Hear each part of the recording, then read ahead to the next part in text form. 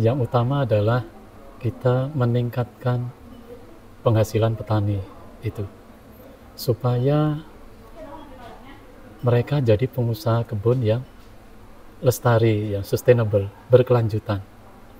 Nah, untuk itu yang utama adalah mereka harus bisa meningkatkan produktivitasnya, memanen dengan sebaik-baiknya, dengan cost yang ekonomis. Dengan produktivitas tanaman yang tinggi, disitulah keuntungan dan sustainability kebun mereka bisa dijaga. Produktivitas produksinya harus tinggi. Ya, kalau kita melihat dari beberapa pelatihan-pelatihan yang ada, pelatihan panen dan pasca panen ini penting sekali bagi kita, harus disampaikan kepada petani, mengingat panen ini juga merupakan bagian dari salah satu kunci sukses peningkatan produktivitas, Pak. Jadi ada perawatan, ada bibit unggul, sudah itu panen. Nah, panen sebagai hal yang terakhir dari segala kegiatan, karena goalnya itu panen, sehingga kalau panen ini tidak dilakukan dengan baik dan benar, maka apa yang menjadi target produktivitas kita juga itu susah untuk dicapai itu. Ya, saya sangat surprise juga bahwasannya saat ini sudah ada perhatian khusus terutama dari pemerintah ya melalui DPKS dengan menggandeng lembaga-lembaga seperti BPI, Best Planter Indonesia untuk mengadakan pelatihan bagi para petani khususnya yang di sini kan petani sawit ya, untuk sama-sama belajar, kemudian praktek juga di lapangan. Tujuannya adalah supaya mereka petani ini lebih maju, lebih sukses dalam pengelolaan kebunnya, sehingga produksi memang kita bisa mengejar dari negara lain, bukan hanya luasan tapi juga produktivitasnya meningkat seperti itu. Ya, kalau saya melihatnya peserta cukup antusias sekali, Pak. Karena mereka ini pada dasarnya sudah berpengalaman di siklus 1. Tetapi kadang-kadang yang pengalaman yang ada itu belum tentu dilakukan dengan benar, Pak. Sehingga di materi-materi pelatihan ini kita bisa memberikan tentang Good Agriculture Practice, GAP, Pak. Sehingga bagaimana mereka baik itu merawat kebun sampai kepada pola panen itu harus dilakukan dengan standar, Pak.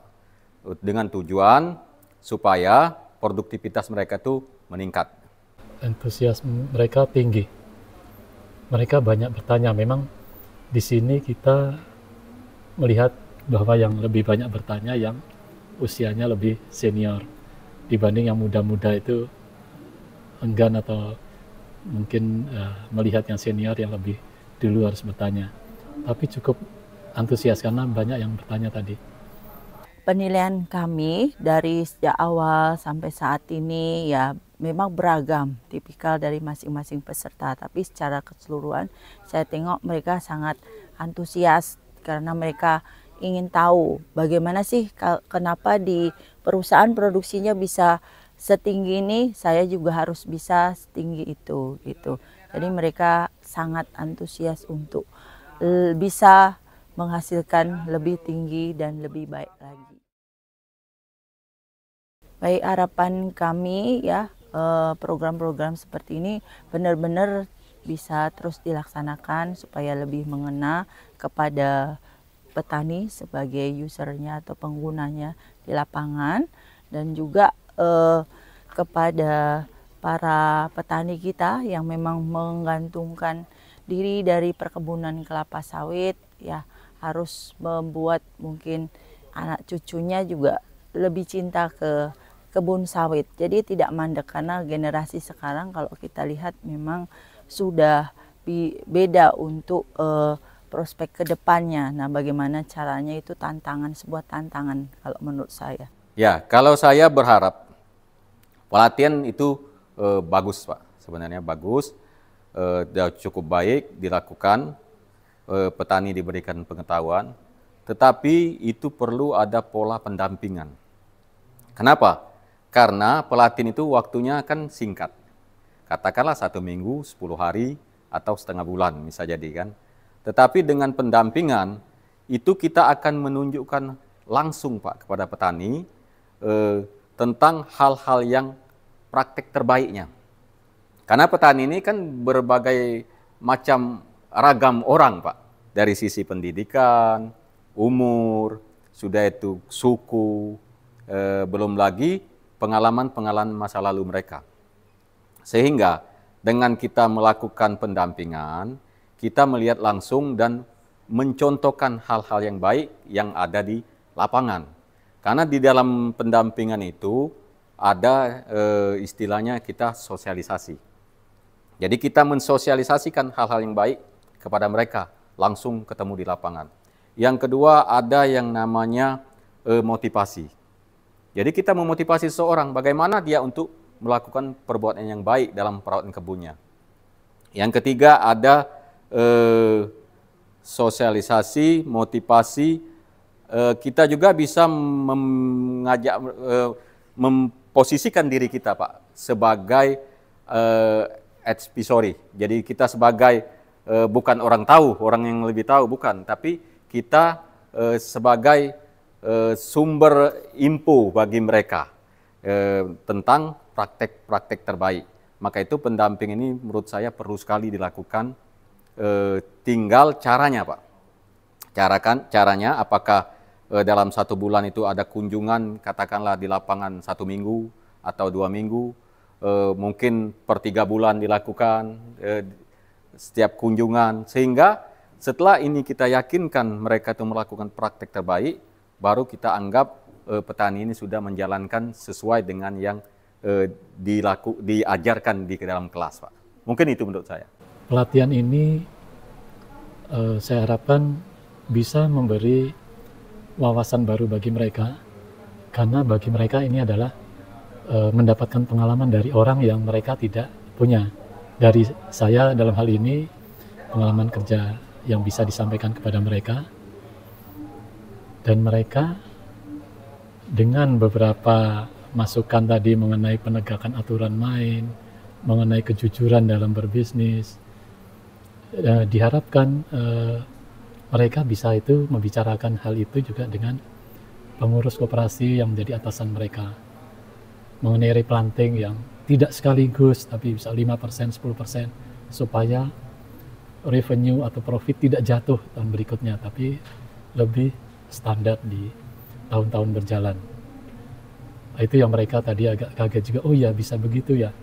Ya bisa dibicarakan itu dengan pengurus koperasi yang di atas.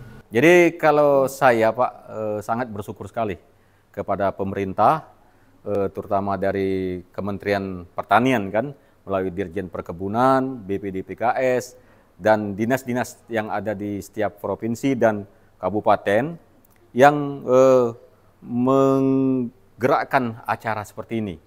Sehingga petani kita yang selama ini menjadi petani yang tradisional sehingga capaian produktivitas tidak sesuai standar, harapan kita dengan adanya pelatihan ini, terus nanti ada istilah pendampingan di lapangan, kita berharap apa yang menjadi cita-cita pemerintah untuk mengangkat produktivitas petani yang standar sama dengan inti, bahkan bisa melebihi, itu bisa tercapai.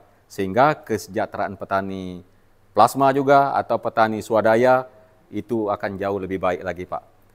Mengingat sekarang ini untuk mendapatkan produktivitas secara ekstensifikasi perluasan areal itu tidak mungkin lagi.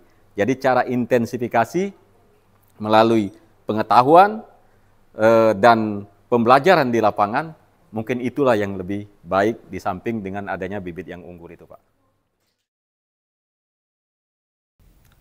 Alhamdulillah, saya pribadi merasa bangga, merasa senang dengan pelatihan ini. Karena apa?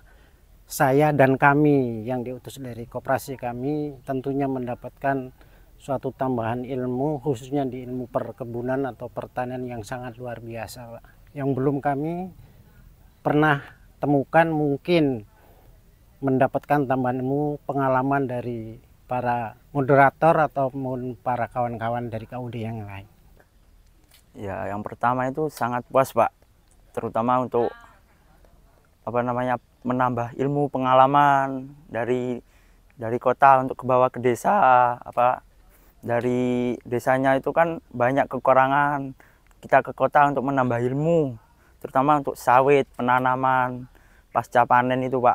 Banyak sekali yang kita dapat dari kota untuk kita bawa ke desa untuk replanting yang akan datang, Pak. Perasaan kami sebenarnya sangat senang sih, Pak, karena bisa mengetahui apa saja yang belum kita ketahui dari segala pemanenan, pasca panen atau lain sebagainya, Pak. Sebenarnya saya sendiri dapat mengetahui tentang bisa memperkirakan berapa ton atau berapa penghasilan dalam sebulan ke depan atau 2 bulan atau 3 bulan ke depan. Yang saya ketahui dari pelatihan ini, saya juga mengetahui jenis-jenis dari berbagai macam bibit sawit dan juga dapat mengetahui beberapa penyakit yang berada di sawit itu sendiri.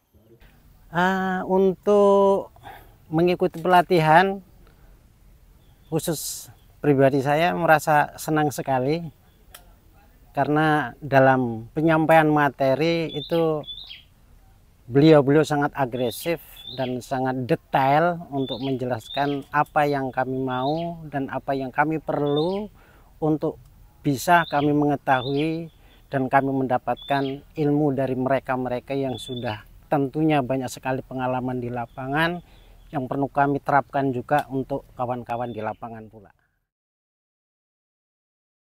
Harapan saya untuk ke depannya itu supaya banyak kota tambahan dari PT untuk pelatihan, supaya ada generasi muda yang ikut ke kota untuk pelatihan gini, supaya mendapatkan ilmu dari kota untuk ke bawah ke desa, terus bisa belajar tentang banyak cara sawit lah, terutama dari pembibitan, pasca panen, pemeliharaan lahan, terus cara kita memanen atau kita mengolah tanah, itu, Pak. Harapan saya dalam pelaksanaan pelatihan pasca panen ini sebenarnya supaya kita anak muda bisa mengetahui tentang berbagai macam cara pengolahan atau perawatan bibit sawit atau pohon sawit itu sendiri ke depannya, dan supaya kita menghasilkan buah-buah produksi yang sangat bagus dan melimpah. Harapan saya setelah pelatihan khusus untuk pribadi pertama bisa memahami apa yang mereka sampaikan khusus di bidang pertanian, yang terkhusus lagi di komoditi kelapa sawit ini. Dan kalau toh bisa ilmu yang kami serap selama pelatihan di sesi tahun ini bisa saya terapkan dalam keseharian, dan saya berharap juga bisa menyampaikan untuk kawan-kawan di koperasi kami. Yang pertama, terima kasih saya ucapkan ke Dinas Disbun yang telah memberi fasilitas kepada kami sebagai petani sawit untuk bisa mengikuti pelatihan ini sehingga bertambah ilmu bagi kami, dan kami juga berterima kasih kepada BPI yang telah membimbing kami, memberi ilmu setiap waktu selama kami pelatihan dengan susah payah memberikannya kepada kami. Semoga kami bisa menyerap dan memanfaatkan ilmu yang beliau sampaikan. Sekali lagi, Terima kasih untuk semuanya. Semoga bermanfaat bagi kami dan bermanfaat bagi semua yang memberi fasilitas kepada kami.